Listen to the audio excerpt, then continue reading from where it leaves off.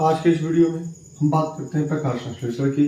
तो सबसे पहला क्वेश्चन ये होता है कि प्रकाश संश्लेषण कहते किसे हैं। तो हम समझ लेते हैं, परिभाषा भी लिखते चलते हैं हम कि सूर्य के प्रकाश की उपस्थिति में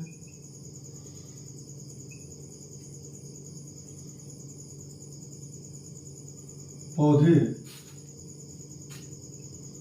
जब अपना भोजन स्वयं बनाते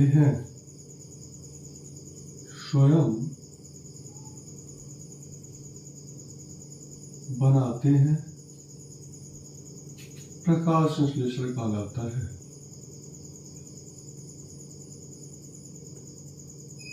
प्रकाश संश्लेषण कहलाता है।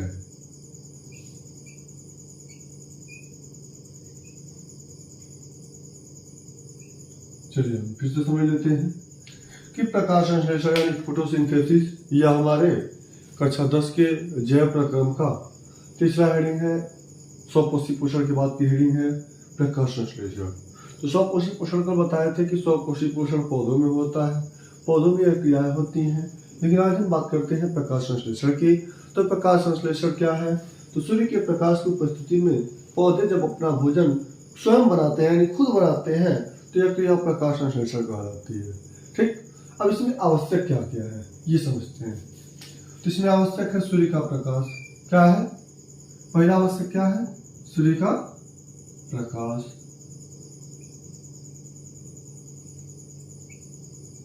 उसके बाद आवश्यक क्या है? दूसरा आवश्यकता पौधा। क्या चाहिए? पौधा चाहिए। और उसके बाद तीसरा आवश्यकता होता है जल एवं खनिज लवण। जल एवं खनिज लवण।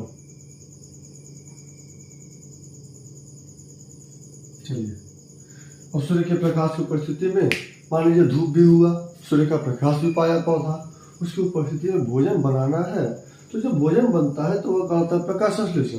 अब प्रकाश संश्लेषण में 3 पदार्थ की आवश्यकता होती है। पहला होता है सूर्य का प्रकाश, दूसरा होता है पौधा और तीसरा होता है जल एवं खनिज लवण। अब चलिए बात करते हैं सूर्य का प्रकाश, इसको बनाते कैसे हैं। तो इसको बनाने का समीकरण होता है 6CO2 + 12H2O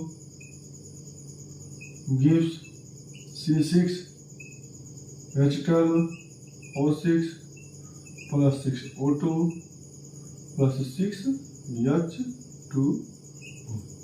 यह बनता है, हमने परिभाषा में बताया है कि जल एवं खनिज लवण की आवश्यकता होती है। तो यहाँ पे जल मिल गया इसको और यहाँ से उसको कार्बन मिल गया। क्या मिला? कार्बन मिला। और ये दोनों मिलकर सूर्य के प्रकाश की उपस्थिति में, यहाँ पे हम एरो के ऊपर लिख देते हैं सूर्य के प्रकाश की, सूर्य का प्रकाश। ठीक है, तो इनकी उपस्थिति में ये क्रियाएं होती हैं और हमें क्या प्राप्त होता है? जल एवं खनिज ग्लूकोज प्राप्त होता है, जो आगे चल के कल बताया था कि अम्ल के रूप में जमा हो जाता है। उसके बाद ऑक्सीजन प्राप्त होता है, जो पौधे ऑक्सीजन देते हैं। हमने बहुत बार ये चीज़ सुना है कि पौधे कार्बन डाइऑक्साइड लेते हैं और ऑक्सीजन देते हैं, लेकिन आज हमको इसको समझ भी लेना है कि पौधे कार्बन डाइऑक्साइड ले रहे हैं और ऑक्सीजन दे रहे हैं। उसके बाद हमको क्या क्या प्राप्त होता है? जल प्राप्त होता है। तो आप इसका स्क्रीनशॉट ले लीजिए, उसके बाद हम आगे की बात बताते हैं।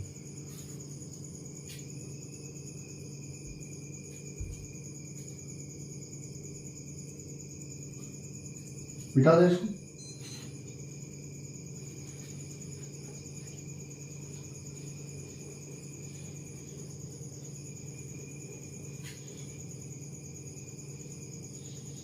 चलिए, आगे क्वेश्चन ये है कि सूर्य का जो जल निकलता है तो जल क्या होता है? ऐसा तो होता नहीं है कि पौधा जल सीधे जमीन पे गिरा देता है, ऐसा तो करता नहीं है। तो जल का करता क्या है? तो जो जल प्राप्त होता है, जल का वाष्पोत्सर्जन होता है।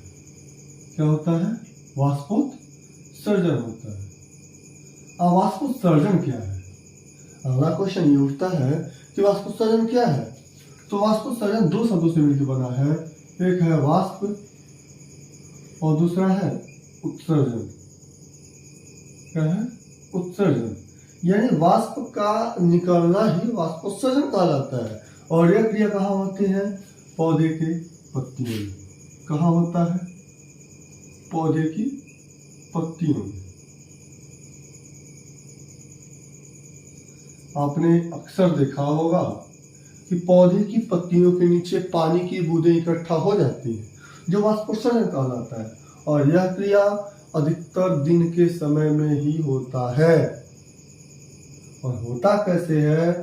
तो यह नियंत्रित होता है, वाष्पोत्सर्जन नियंत्रित होता है रंध्र के माध्यम से। किसके?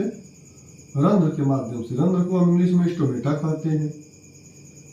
स्टोमेटा के माध्यम से यह क्रियाएं नियंत्रित होती हैं। यदि रंध्र खुल जाता है, जब रंध्र खुलता है तब वाष्पोत्सर्जन की क्रिया होती है, और जब रंध्र बंद हो जाता है तब वाष्पोत्सर्जन की क्रिया नहीं होती है। अगली बात, प्रकाश संश्लेषण के लिए हमें एक प्रकार के वर्णक की आवश्यकता होती है, लवक की आवश्यकता होती है, जिस लवक का नाम होता है हरित लवक। क्या नाम होता है? हरित लवक। और हरित लवक की खोज करने वाले वैज्ञानिक का नाम सिम्पर था। किसने खोज किया था? सिम्पर नामक वैज्ञानिक ने हरित लवक की खोज की थी। अब देखिए, प्रकाश संश्लेषण की जो अभिक्रिया होती है, ये दो प्रकार की होती है। पहला होता है प्रकाशिक अभिक्रिया, एक होता है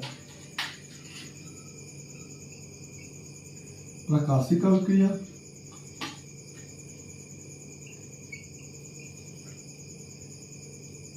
और दूसरा होता है अप्रकाशिक अभिक्रिया।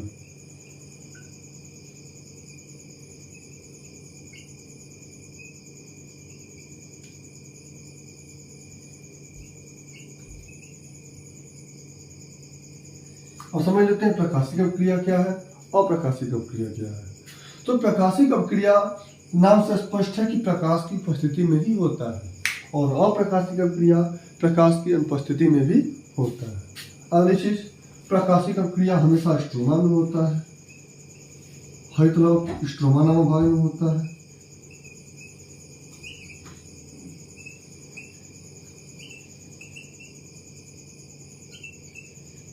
और अप्रकाशिक अभिक्रिया हमेशा हरित लवक के